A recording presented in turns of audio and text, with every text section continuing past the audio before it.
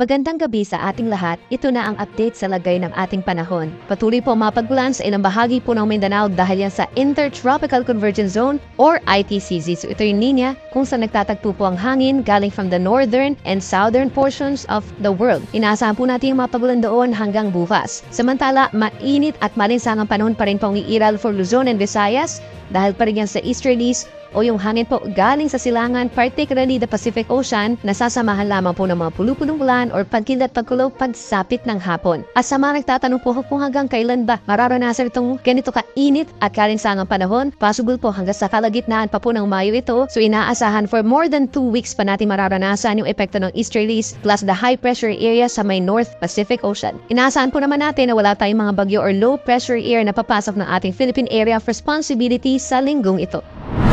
By tomorrow, katapusan po ng April 30, Tuesday, asahan pa rin natin ang mainit na panahon sa malaking bahagi po ng Luzon dahil pa rin sa easterlies, maaliwalas sa malaking bahagi nito at sasamahan lamang po ng maulap na kalangitan sa may bahagi po ng Aurora, Quezon, Camarines Norte at pagsapit naman ng hapon, medyo kumukulimlim na rin po sa may bahagi ng Cordillera Region plus bahagi pa ng Cagayan and Isabela na sinasamahan lamang ng mga localized thunderstorms. Habang sa natitirang bahagi ng Luzon, kabilang ang Metro Manila, mababa pa rin po ang tsansa ng mga pag-ulan. Sa Metro Manila, nakapagtala po tayo ng pinakamataas na temperature record high na maximum temperature po noong April 27 na 38.8 degrees Celsius, particularly sa may Naiya, sa may Pasay City. At by tomorrow, possible naman yung air temperature hanggang 37 degrees Celsius. Malaking lugab din po dito sa may Central Luzon plus Cagayan Valley ang nasa 37 to 39 degrees Celsius ang air temperature. Maximum bukas po yan ng tanghali, habang dito naman po sa Baguio mula 18 to 27 degrees Celsius. Pagdating naman po sa heat indices, kung mapapansin po nila halos buong Luzon except dito sa may Cordillera Region and extreme northern Luzon ang makakaranas ng dangerous levels of heat indices which is between 42 to 46 degrees Celsius. Yung 46 po dito sa may area ng Dagupan, habang dito sa Metro Manila hanggang 44 degrees Celsius ang ating maximum heat index by tomorrow.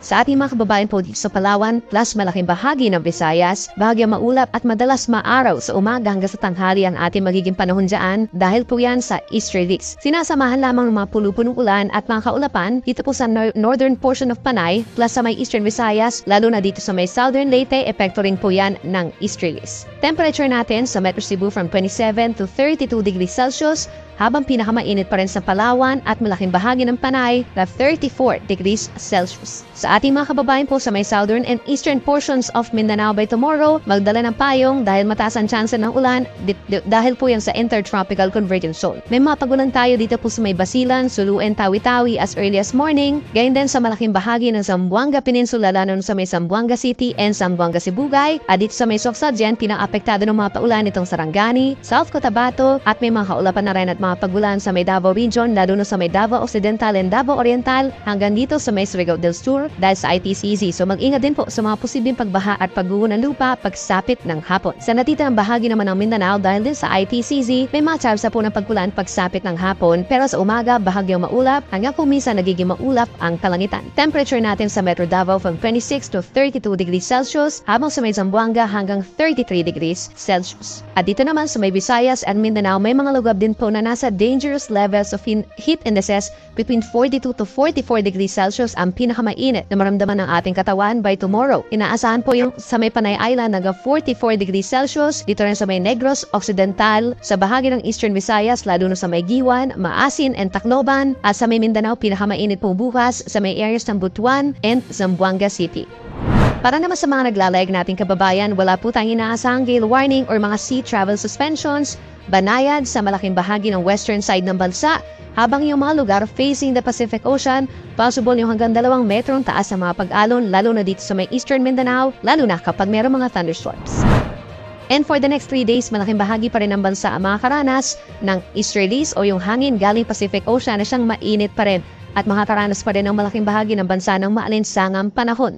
Dito sa malaking bahagi ng Luzon, bahagyang maulap at madalas maaraw sa mga unang araw po ng Mayo. Asahan po natin yung mga localized thunderstorms dito sa may Cordillera Region, kabilang na dyan ang Baguio City, habang sa ilang bahagi pa po ng Luzon, lalo sa may central portion, sa may Cagayan Valley, mababa po ang tsansa ng mga pag-ulan dyan. Dito sa Metro Manila, possible yung hanggang 36 degrees Celsius na maximum temperature sa mga unang araw ng Mayo, at mababa ang tsansa ng ulan. Dito sa Baguio, may mga afternoon thunderstorms tayo or mga rain showers, Habang sa may Kabikulan, kabilang ng Legazpi City, mababa din po ang tsansa ng ulan, minsan lamang makulimlim ang panahon. Sa ating mga kababayan po sa Visayas, for the next 3 days, nandyan pa rin po yung epekto ng easterlies or hangin galing Pacific Ocean. Maraming lugar pa rin po ang mababa ang tsansa ng ulan, lalo na sa may western and central portions of Visayas.